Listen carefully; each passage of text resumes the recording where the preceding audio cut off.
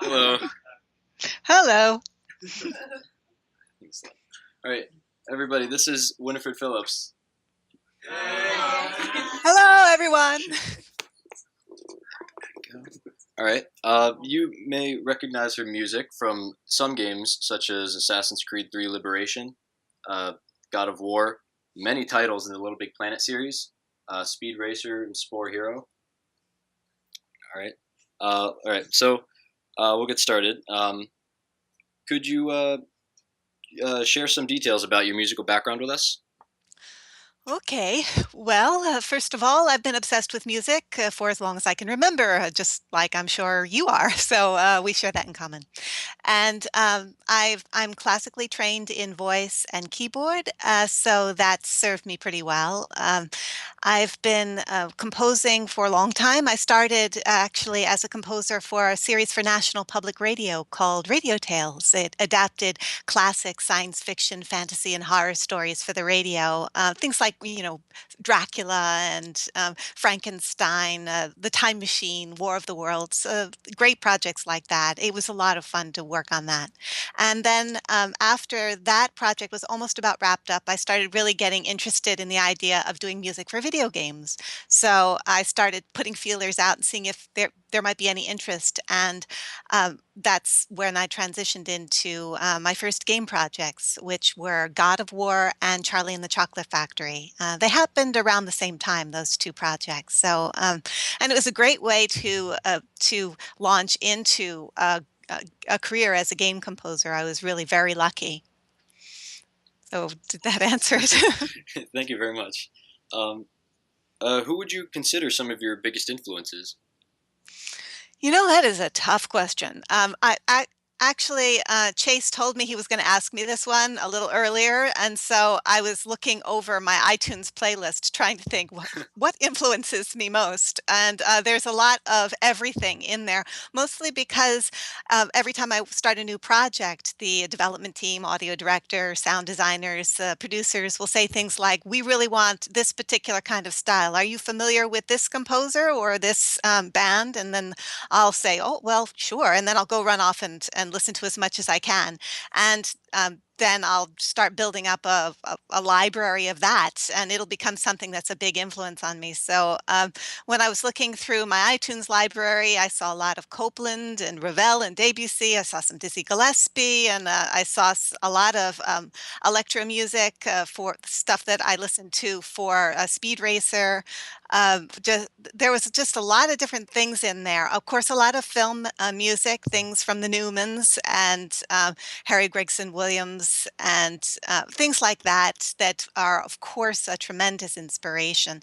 Um, and I'm also always very inspired by minimalism and post-minimalism, things like Steve Reich and John Adams, Philip Glass, stuff like that really gets my creativity flowing, gets the juices going. So I guess those are my main influences, but I try to stay open. I think that's important as a working game composer, essentially a working composer in any entertainment medium. You have to sort of put aside your own preferences and try to remain agnostic, essentially, in terms of what your allegiances are musically, so that you can absorb influences from other kinds of musical styles and genres, and you can express your own creativity from within those genres. So that's part of what I try to do. I try to keep that in mind. All right, thank you very much.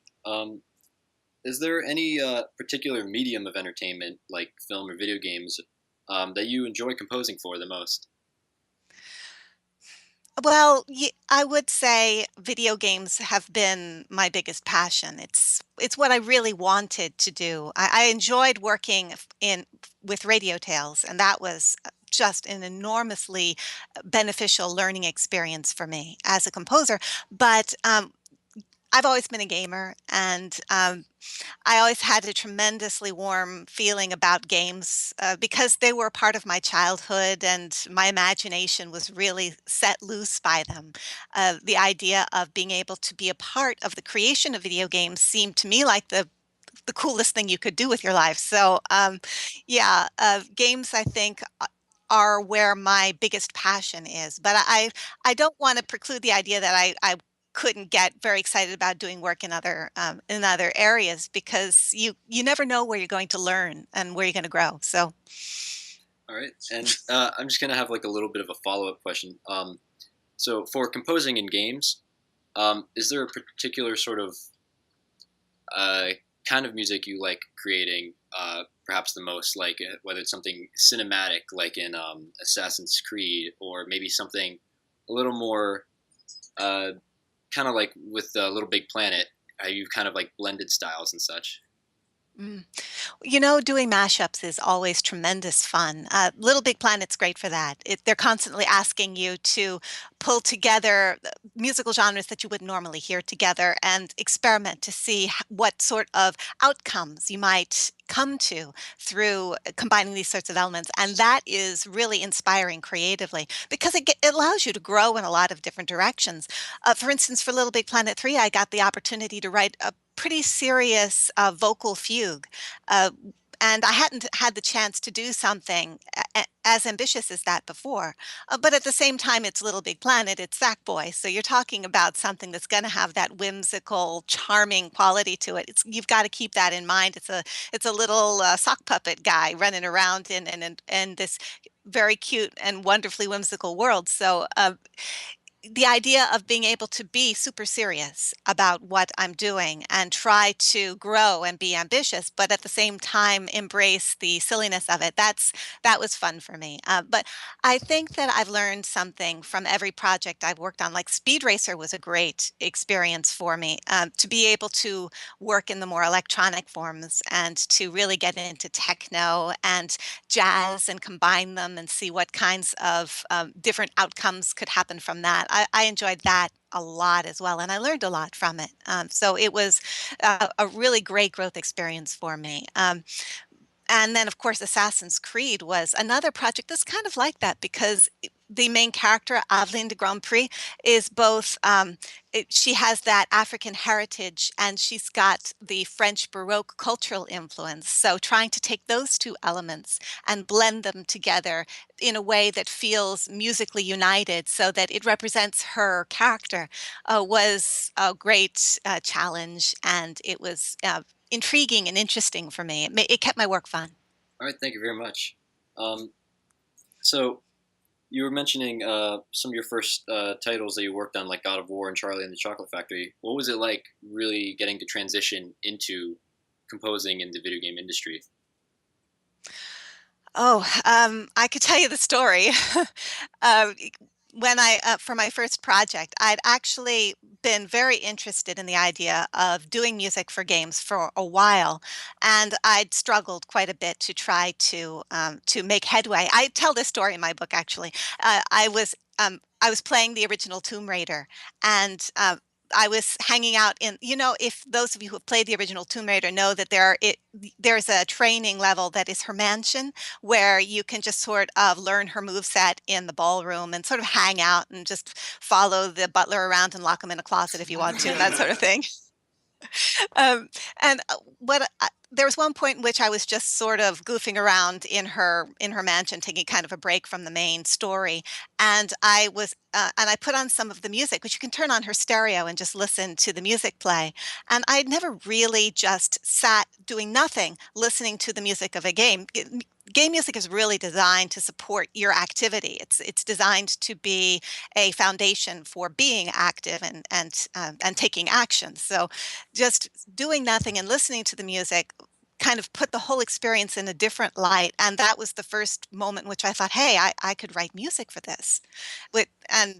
Thinking back, it's kind of unbelievable. I hadn't thought of that before that moment, but that's when I thought of it. And so what, once that happened, I couldn't really get it out of my head. So I started pursuing it and I did three projects that never got off the ground. I did a mod for Half-Life 2 and I did yeah that was never released and I did this fighting game with robot warriors that was never completed and I also did a this really ambitious MMO that was supposed to be this wonderfully science fiction fantasy thing that I got really excited about but right now it's a pen and paper role-playing game. They didn't need music for that.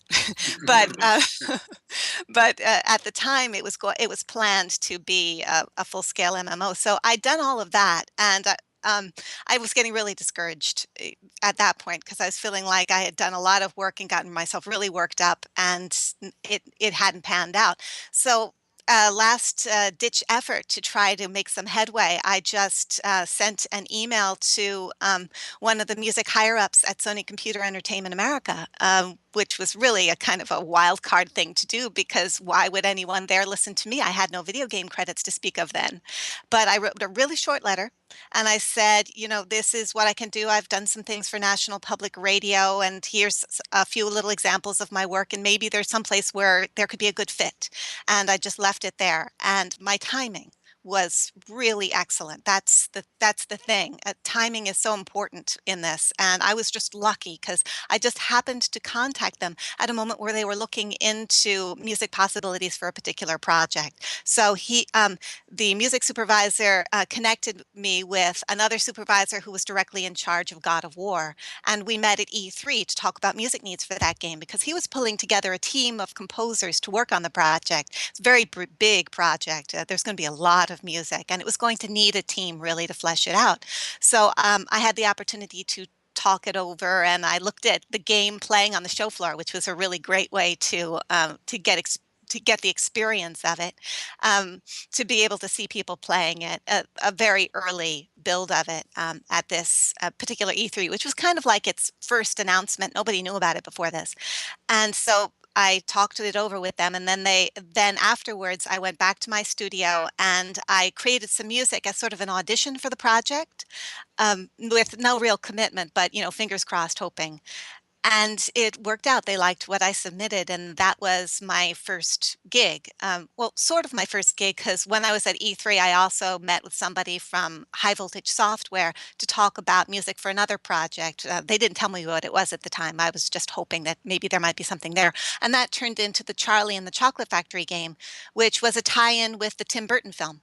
So I auditioned for that one and landed that gig at the same time. So two very different projects to be doing. Uh, God of War with bloodthirsty Kratos on a mission of vengeance, and Charlie and the Chocolate Factory, which is a very yeah, very different thing. But I kind of like that because one of the things I've liked about my career as a game composer is that it's been very eclectic. I've done a lot of different kinds of projects with very different styles. And maybe because I started out that way with two projects that were about as opposite to each other as they could be, it's allowed me to keep doing that, to keep moving forward and doing different kinds of things, to do a serious project like the Assassin's Creed Liberation game, and then to turn around to do something fun and whimsical and inventive like Little Big Planet 3. So that's kind of the way I started out. It was a combination of good timing and some persistence and lots of hope. All right, thank you.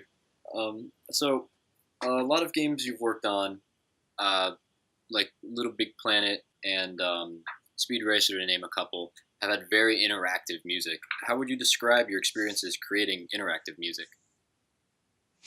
Yeah, interactive music is actually a really steep learning curve. So it was at the beginning super intimidating for me, and I'm just scooting all over the internet trying to find out how to do what it is I'm being asked to do, which one of the most interactive projects I worked on earlier on was the Spore Hero game for Electronic Arts. It had a lot of different modalities of interactivity, the horizontal resequencing, vertical layering, a lot of stinger triggering. It was just a lot of different methods of interactivity.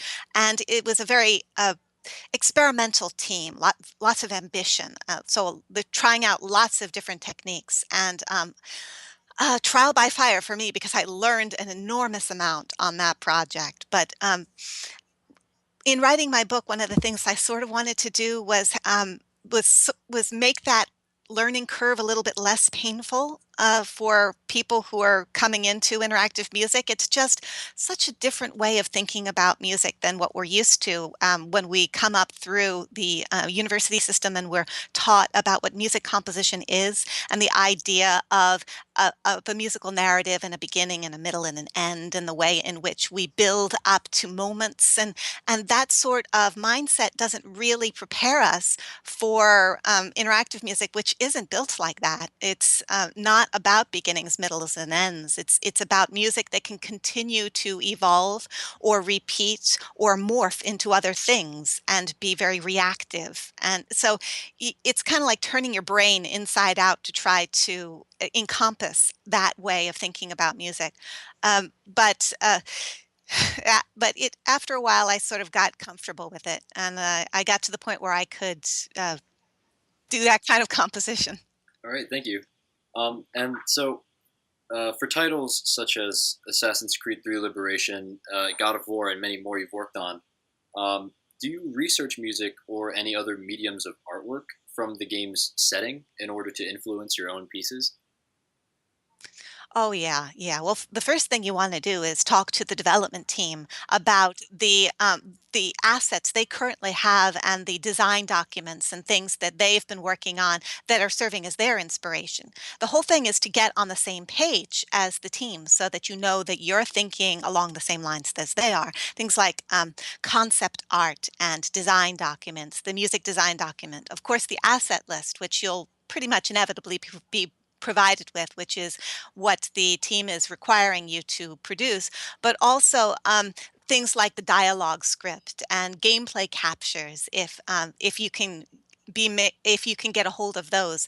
And like the ultimate would be to be able to get a build of the game, and that doesn't always happen, but you hope for it.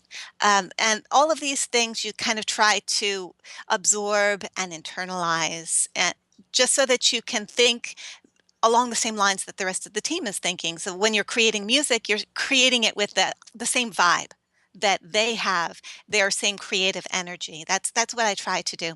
And then apart from that, our conversations about what the musical style is going to be are very meaningful, because then I will research that genre and the tradition associated with it, the various artists and composers who have experimented with it, and try to understand it and broaden my sound palette. I'll start looking for tools that I'll need in order to create that sound, and I'll be working to expand my technology and sound libraries and any other resources I'm going to need to make it work. So that's the kind of preparation I'll be doing.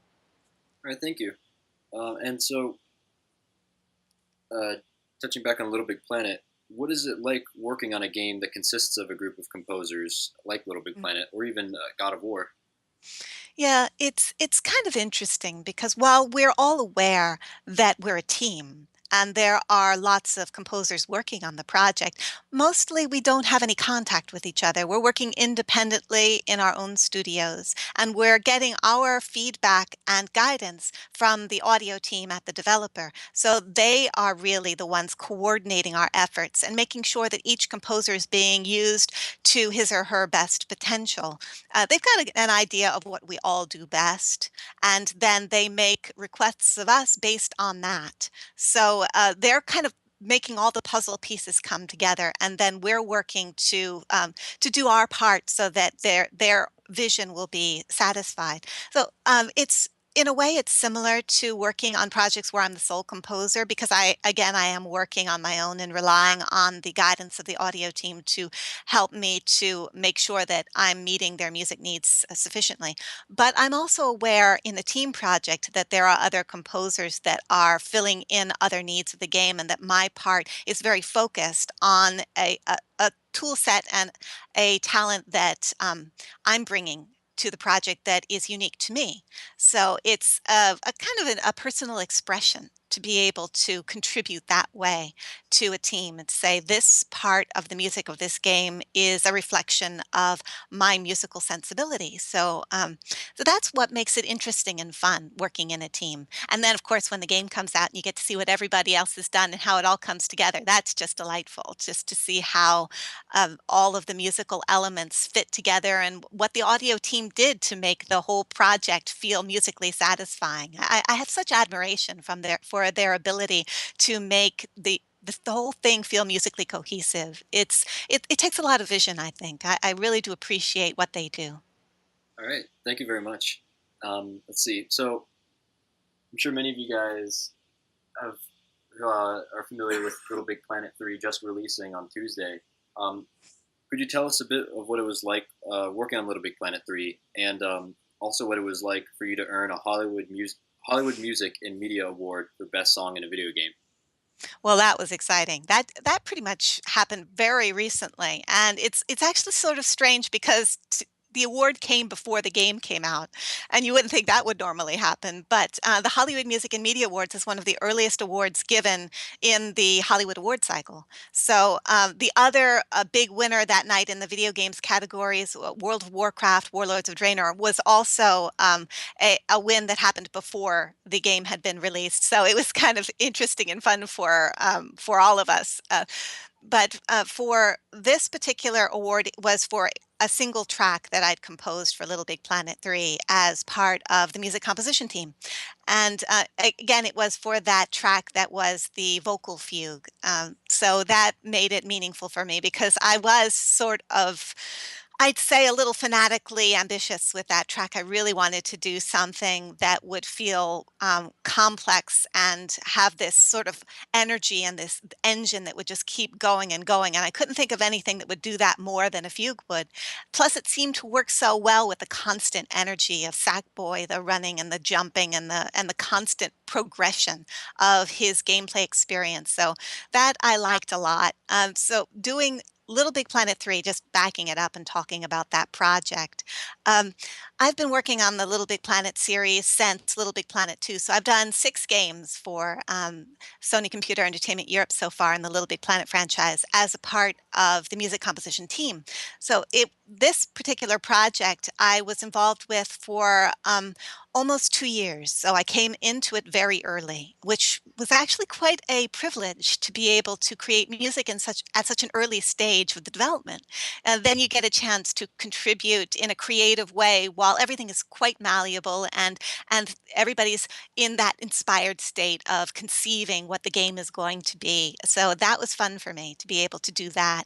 And so over the course of those 2 years, I was contributing tracks periodically as it went along. They'd be developing more of the game. They'd see what their needs were going to be, and then they'd ask me for more assets, and then I'd go and busily worker bee churn out some more music for them, and there'd be the back and forth to make sure that it fit what they were doing. And it was, as always, a tremendously fulfilling experience working with them. They're great people. They believe passionately in what they're doing. They have a wonderful sense of creativity and fun. So I have loved the Little Big Planet team and my part in it. All right, thank you. So uh, you've mentioned a book. Earlier this year, you released the book, A Composer's Guide to Game Music, which I have my copy of here for everyone to Ah, see. And nice bookmark. thank you. And so, would you mind sharing with us some details about it and perhaps your inspiration for writing it? Yeah, it took about 2 years to write that book. In 2011, I'd just been finishing up with music for Little Big Planet Vita, actually. And I work with music producer Winnie Waldron. We've been working together since our days at National Public Radio doing Radio Tales. That series was her brainchild. She conceived it and produced it and did the script editing. And she brought me in as the composer for it, so that she gave me my big break, essentially. And then I sort of recruited her to come with me to produce music for video games. So we've been working together ever since. And we just finished up work on Little Big Planet Vita when she turned to me one day and she said, "You know, you really just should write a book." And it's funny because at the time I really thought that was the most ridiculous idea. I mean, what did I have to write about? When you've been struggling with the whole process of fitting yourself into a discipline, as I done for a while, it's always a learning process. It's a never-ending growth process. So you never feel like you're done. You never feel like, okay, I've got it now. I'm an expert. Yeah. You never really feel that because there's always something to learn. And of course, in a technological field like video games, the learning will never end because it's the expansion and the innovation is ongoing forever. So when she said, you really ought to write a book, my first thought is, what the heck do I know? And then she said, well, just take a look at the books you own already about game audio, because I had a bunch of them. And when I was first starting, the whole idea was, where can I find out what to do and how to do it? So I collected a lot of books on game audio, just trying to figure out how to do the job I was trying to do. She said, take a look at these books and see if there's anything that you could add to what they're talking about. And then you can decide if you want to write a book. So I took some sticky notes and I sat down with all of those books, and I was just looking through them. And if there's ever any place where I said, I had an experience here, and maybe I could add a little something from my experience that sort of broadens out what they're saying here or add some detail. And then I'd put a sticky note on that page and then I'd keep going. And by the time I was done looking through them all, there was just a million sticky notes all over the place. So it started to seem obvious. Maybe I had something I could say. Maybe I could write a book. And so that's where it started. 2 years later, and I had a composer's guide to game music, which I called it that because it was my journey. It's the guide that came from my experience as a composer. I don't want it to make it seem like it's the guide. Oh, this is the commandments. There are two tablets. Follow all that you see. But I wanted it to be a kind of like more of an inspirational journey, something that you could read and feel like you maybe knew me because I was trying to express my struggles, and then nothing would feel as intimidating as it felt to me when I started out and just was groping. I didn't want it to feel intimidating. I know there are a lot of really talented composers coming into the video game industry now from a lot of related fields, and it can be so scary at the beginning looking at the technical requirements, the learning curve, uh, just trying to grope with that. And it's so different from what we're used to in other forms of music composition. And I just didn't want that to stop people from pursuing game music as a career, because it is so worthwhile. It's so exciting. And I do think it is the future of entertainment. I think it's where the most compelling stories are going to be told in the future. So I don't want to think that really talented composers are going to be put off from pursuing this because it seems so hard at first. And so that's why I wanted to write it, just to make it easier for these people to kind of get their teeth into it a little bit, and just a start so that then they can grow in their own directions and have their own unique journey, but not have to start from nowhere. Just to have a foundation to begin that will just help to support them when they're pursuing their dream. So that's why I wanted to write it. All right, thank you very much. And now I think it's about time for any questions anybody else might have. Story. All right, familiar face. Don't worry, Gabriel here. Hi. I wanted to ask you. I know that you have a producer, right? Mm, You work with a producer. Why yes. do you choose to work with a producer? This is I don't see a lot of composers like in the area of game doing this. I don't know if they just don't like sing openly or they just don't do. Why do you choose that? Well, I suppose I should qualify it a little bit. The term producer has two definitions depending upon what context in which you're referring to it. If you're talking about a producer in terms of the video game development community, this is someone who coordinates and oversees and does quality control and makes sure everything is strong. And that is essentially the role that Winnie Waldron is serving for me. She is she's coordinating with the needs of the development process and making sure that the quality is strong and guiding my efforts. I trust her ears. She does have golden ears. She has that sensibility of music that I really trust, and we have had such a great working relationship for so long.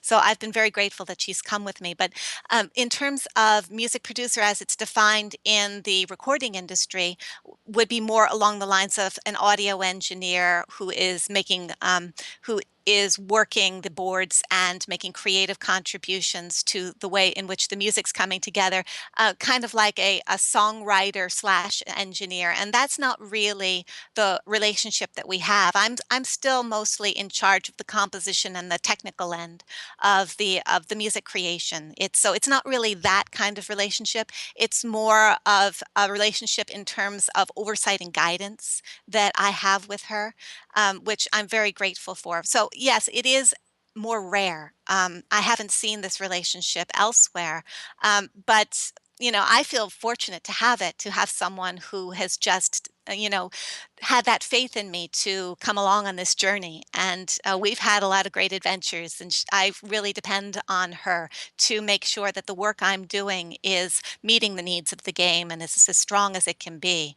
So that's the reason why I've done it. But it is an unusual relationship. So that's probably the reason why you don't see it repeated that often elsewhere. I have another question too. Since I remember when I bought the book, like, I you you make a connection like between all the music composers. Not even like the ones that had the book. I see like in every like game forum. I see like everywhere. But like in my game forum, like, oh, Winifred is joined this group. Winifred is joined this group. Like, you're always like in all groups.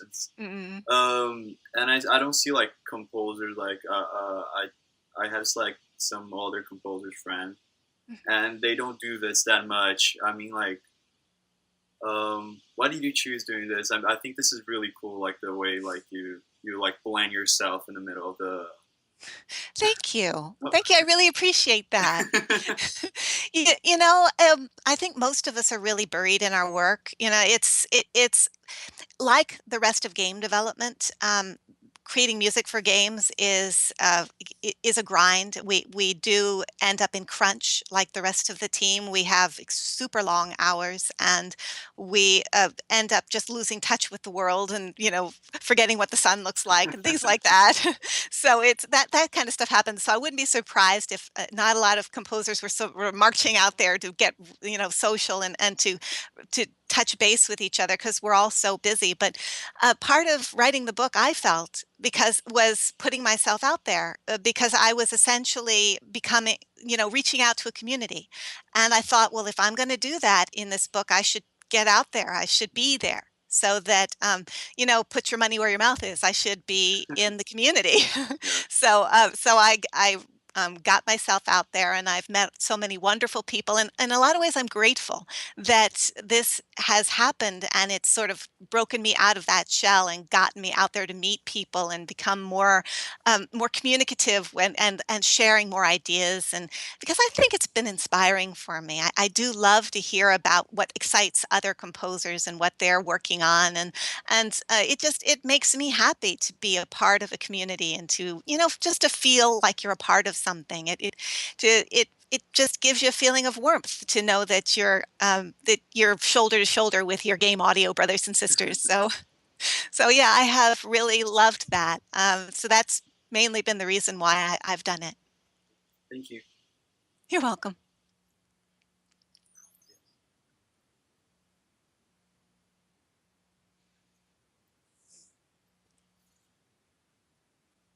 Hi, I'm Nate. Hello.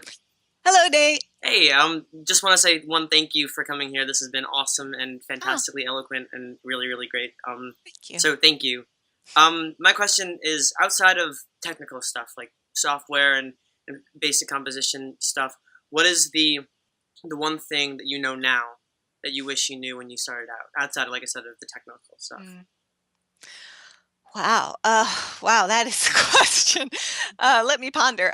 Okay, well, the thing that I know now, that I wish I could have told myself then, I think in a way I might have subconsciously known it, but I don't think I was conscious of it, is that these and I do believe this, the secret to success in pretty much every industry, but especially in this one, is to have well, a certain innate ability for music and to have a musical sensibility, but also to be just doggedly perseverant, to just believe in it and just keep marching after it. And that, if I could have told myself that, just to say, okay, as long as you just keep that wheel turning, as long as you keep going after it, even as discouraging as it is right now, it's going to be okay in the long run, because you can't stop somebody who won't stop trying.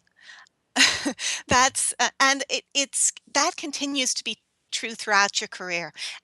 Sometimes you look at composers who are very successful and you think, oh, well, they're sitting on top of their mountain now. How nice it must be for them.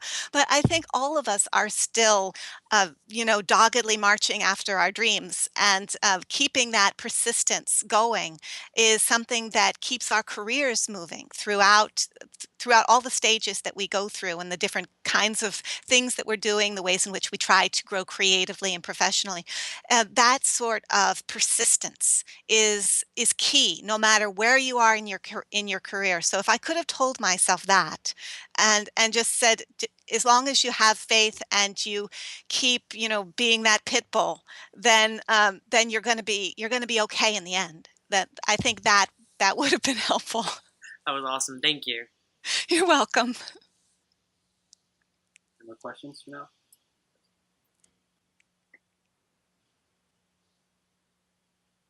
How you doing, Winifred? Thanks for taking the time to do this. Oh, my pleasure.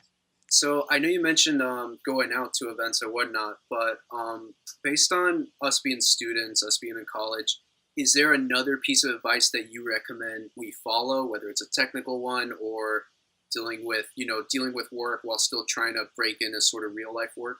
Mm. Yeah, there are various kind of modalities that people have used to try to jumpstart their careers, especially as students. I think one of the things that has helped a lot of younger composers is the idea of hooking up with student development teams. I don't know if you have those opportunities through Berklee, but it can be a great opportunity to learn the craft in a less pressure filled environment, and very creatively fulfilling to be able to work with other students who are as excited and at that same stage as you are. And then it also gives you some actual video game footage to show people, and the opportunity to say that yes, you've done some interactive music, yes, you've done some music that has fit into a video game. And a lot of these student-based games can really make a mark and cause waves. So many games that were started by student teams have become such a big deal. I mean, Portal is the huge example we all think of now. So that is a really great way to break in terms of being accepted into a team with which you can create long-term relationships. That's also a very special part of becoming a part of each other's lives at this stage. Other than that, I think one of the best things that you can do is when you put together a really strong website and you present yourself with a show reel of musical samples that demonstrate where your strengths are. That can also be very helpful. Just to have something to show people is very important. And then it's just a matter of research.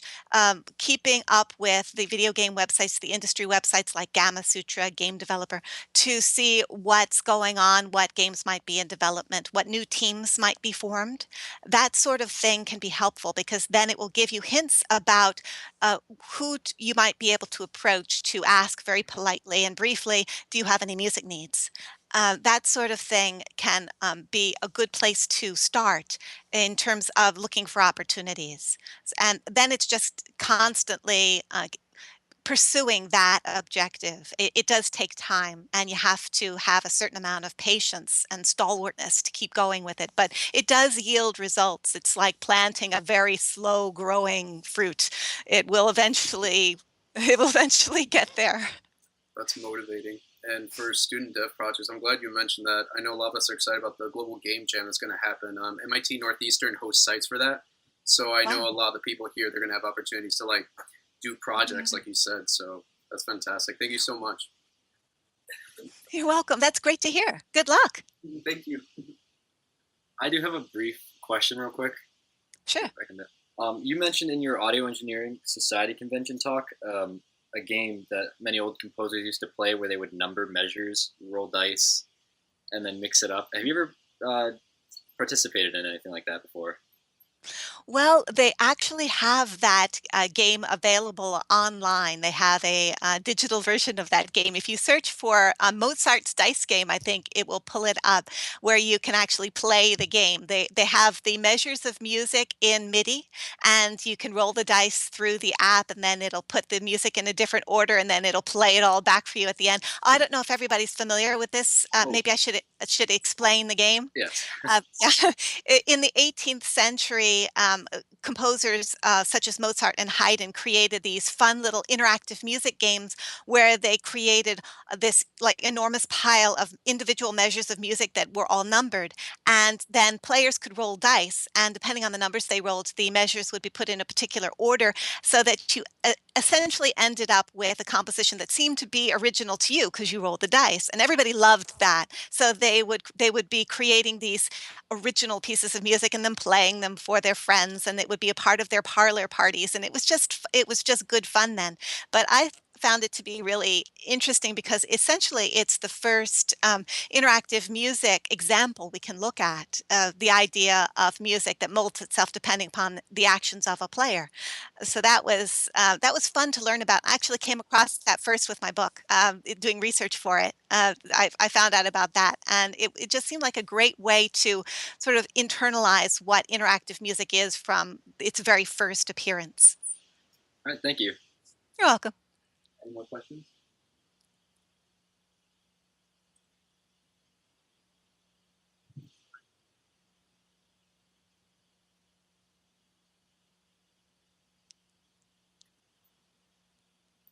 Hello. Okay. Hi. So seeing that we're all students here looking for internships, maybe for the spring, summer, fall, from your perspective, if you were to ever look to mentor somebody or hire an intern, what is something that you would look for, maybe other than perseverance? Mm. I've heard about the kind of internship sort of relationships, and I know that that can be quite fruitful. I've never actually done it though, so uh, I'm in the New York City area, so a lot of this stuff tends to happen around, as far as I know, in the Los Angeles area. So it's not something that I've had any contact with. I suppose, I. I'm going to be honest. I'm sort of territorial about my work, and I'm also pretty much when I'm working, I'm a loner and I'm really intense. So I can't. I, it's amazing that Winnie puts up with me during it. So Even, hmm? I'm sorry, even just from maybe a mentorship perspective, Ah, like you're just mentoring what they're doing. They have no connection with maybe what you're doing oh, except okay. for something subliminal. Yeah, well, all I could imagine would be important would be the the quality of the work and the enthusiasm of the person creating it. Those are the two qualities that I think drive all of us. So, and I think maybe a friendship or at least a set a simpatico between the two people would be helpful. You certainly want to be learning from someone who has a sensibility about music that jives with your own in some way. It's sort of like looking for a professor to teach you music composition. If that person is creating music that you just don't understand, it's going to be very difficult to absorb the ideas because they're never going to marry with what you love about music. They're th- that person loves something else. And so that's not going to, so there's going to be a tension there. I think there has to be that shared camaraderie in terms of how we feel about what music is and what excites us. And I think that probably is important in that kind of relationship.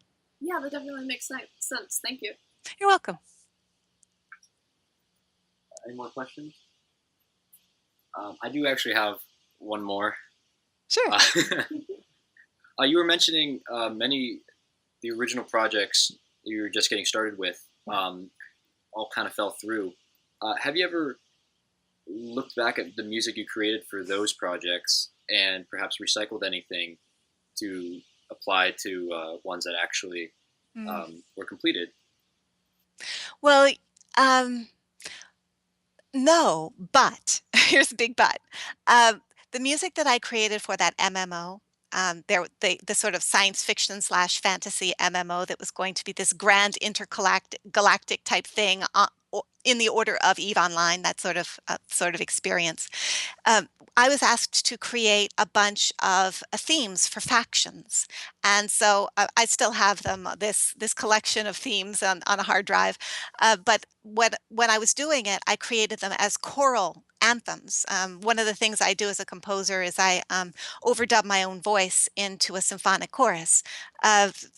Being a vocalist as well as a composer is helpful to me, and that I think that's true of a lot of composers. If you have an a, an aptitude in an acoustic instrument of any kind, it's always very helpful to be able to incorporate that into your work. So for me, it's voice. And those particular tracks that are in Latin and very dramatic and very much anthemic were amongst the pieces that I submitted to the music supervisor at God of War. So I think they helped me to secure that job. That I had created that music for that particular project because there was a sense of that epic drama to it that fit in with their vision for the God of War project. So although I haven't had the chance to recycle this music, I have benefited from it. So whatever you do in these sorts of projects, even if they don't pan out in terms of becoming a released game or a paying gig, you do have the music that you created from it, and you can add that to your show reel, and that's really important. It can definitely benefit you that way. All right, thank you very much. You're welcome. Are there any more questions?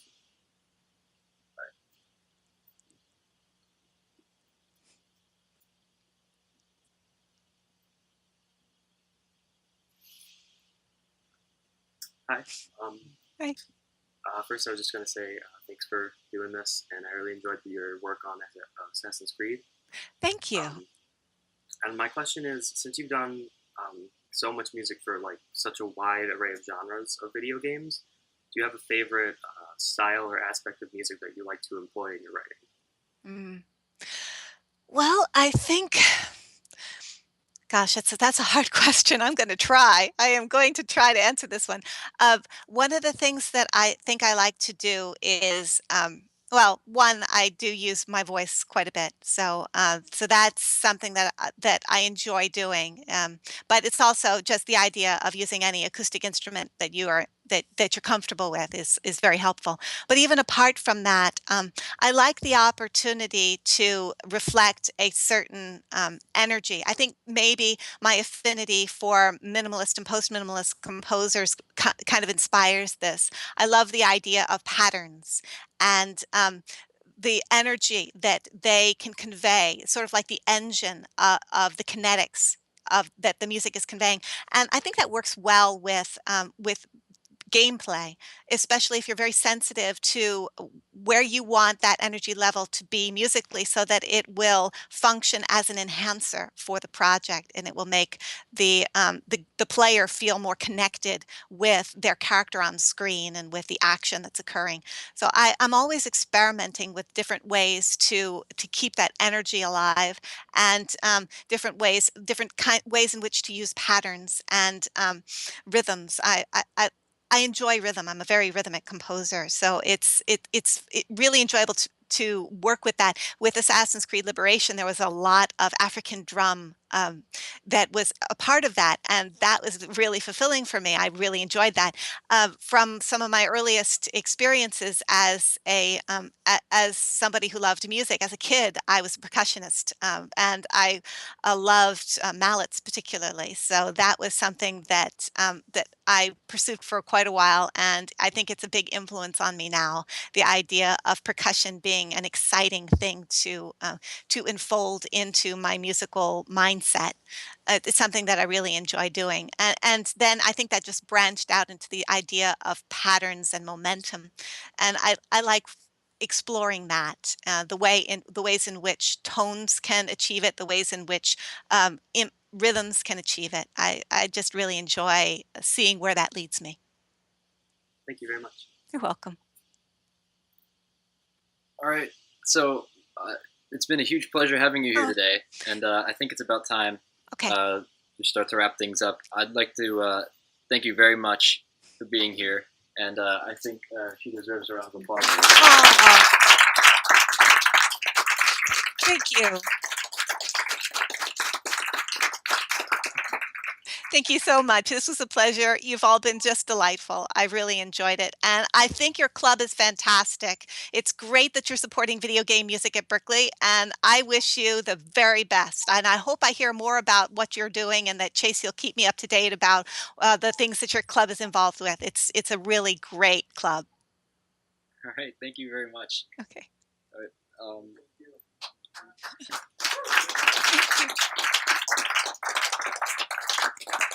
All right. Bye. Bye.